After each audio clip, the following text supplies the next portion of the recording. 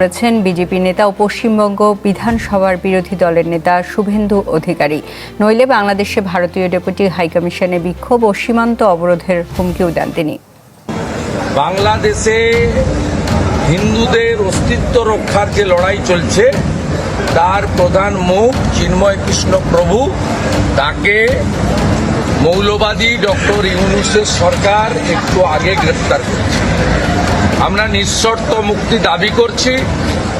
মুক্তি না দিলে বাংলাদেশ ডেপুটি হাইকমিশনেও বিক্ষোভ হবে এবং বাংলাদেশ বর্ডারে সনাতনীরা ধ্বজ নিয়ে অবরোধ করবে। হিন্দু মুসলিম ভাই ভাই, ইসকনের ঠাঁই নাই।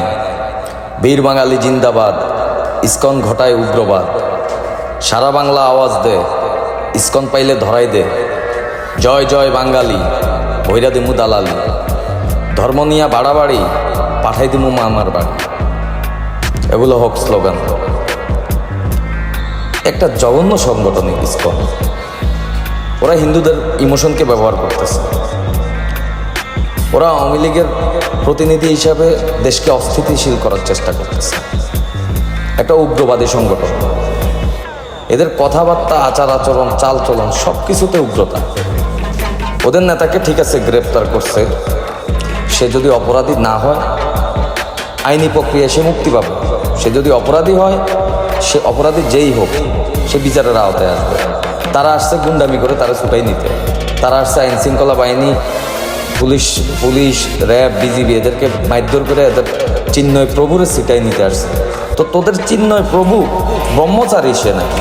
তো সে বাংলাদেশে কি করতে আসছে? সে থাকবে আসমানে। প্রভু কখনো জমিনে থাকে নাকি?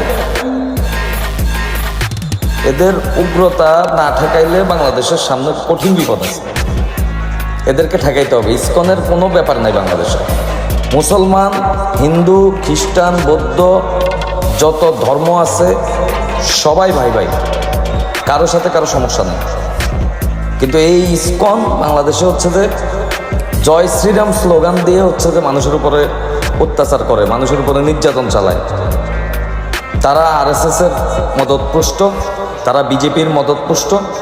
এবং খেয়াল করে দেখবেন এই ইসকনের নেতাকে গ্রেপ্তার করছে ইন্ডিয়ার একজন নেতা, বলতেছে আমাদের দেশে আমরা নাকি হিন্দুদের উপর নির্যাতন চালাচ্ছি, তারা হচ্ছে যে আমাদের বর্ডারে আটকাবে, আমাদের এই করবে সেই করবে। সে ভাষণ দিচ্ছে, তার মানে কি? এবং ইউনূস সরকারকে হচ্ছে যে মৌলবাদী রাজাকার সরকার বলতেছে। কত বড় সাহস তার! পিটানের উপরে, মাইরের উপরে কোনো ওষুধ নাই। মাইরের উপরে ভাইয়া কোনো ওষুধ নাই। তুমি হিন্দু হয়ে আসো, বুকে আসো, কোনো সমস্যা নাই। তুমি সনাতনী ইসকনের প্রতিনিধিত্ব করবা, ইন্ডিয়ার প্রতিনিধিত্ব করবা, তোমার দালালি একদম পিড়াইতে হলো যে বর্ডারের ওই পাশে রেখে আসবে বাঙালি। ছাইড়া দাও, এসো দালালি বন্ধ করো, দালালি ছাইড়া দাও। তুমি হিন্দু, মুসলিম, হিন্দু, বৌদ্ধ, খ্রিস্টান সবাই এদেশে হলো ধর্মনিরপেক্ষ সাম্যের একটা দেশ। এখানে কেউ কারোর উপর নির্যাতন চালায় না। কিন্তু তোমরা ইন্ডিয়ার প্রতিনিধিত্ব করবা, এটা মেনে নেওয়া হবে না। মায়ের ছাড়া কোনো কথা হবে না, কোনো সাউন্ড হবে না। ওই জায়গায় আইসা বলবো আমি সনাতনী, মায়েরা পুটকি লাল করে দিলে বলবো আমি সনাতনী। পুটকি লাল, একদম লাল করে হলো যে বর্ডার ওই পারে রেখে আসা হবে। কি মনে করছো? এই দেশে থাকবা, এই দেশে খাবা, এই দেশে পড়বা, দেশটা আমাদের সবার।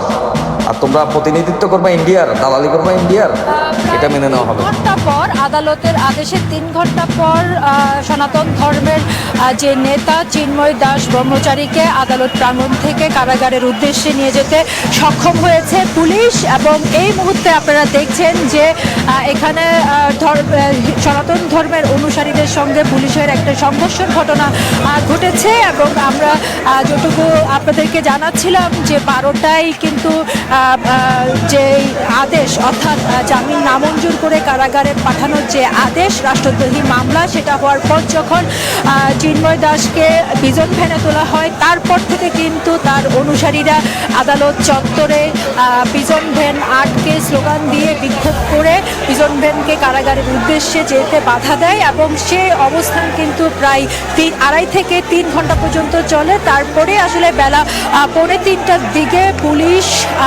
বিজিবি সহ আইন শৃঙ্খলা রক্ষাকারীর অন্যান্য বাহিনী লাঠিচার্জ শুরু করে এবং ছত্রভঙ্গ করে দেয় বিক্ষোভকারীদের, এবং সেই যে জের সেটা কিন্তু এখনো চলছে। আদালত থেকে নামার যে রাস্তা, সে রাস্তায় কিন্তু একবার পুলিশ তাদেরকে ধাওয়া দিচ্ছে, অপরদিকে সনাতন ধর্মের অনুসারীরাও কিন্তু পুলিশকে লক্ষ্য করে ইট পাটকেল মারছে। অর্থাৎ প্রায় আধা ঘন্টা ধরে এই যে